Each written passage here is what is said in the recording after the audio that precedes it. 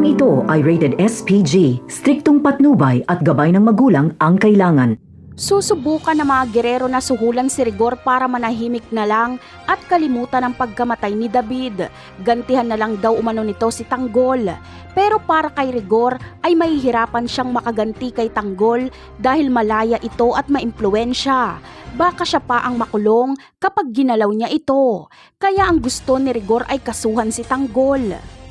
Kapag kasi makasuhan na si Tanggol ay may dahilan na siya para arestuhin o patayin ito.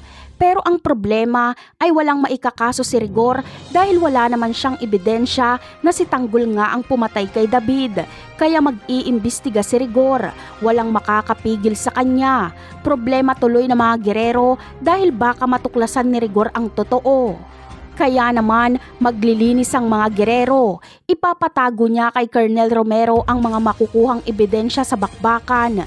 Dito na mga nganib si Fatima dahil ililigpit na rin siya ni Miguelito. Nakita kasi ni Fatima ang lahat ng pangyayari kaya patatahimikin siya ng mga gerero. Baka kasi magamit pa si Fatima laban sa kanila. Samantala, nanakawin ni Rigor ang ebidensyang patalim na ginamit kay David. Itinago ito ni Colonel Romero pero makukuha pa rin ni Rigor. Ipapasuri ito ni Rigor at umaasa siyang may fingerprint si Tanggol doon para magamit niya ito bilang ebidensya laban kay Tanggol.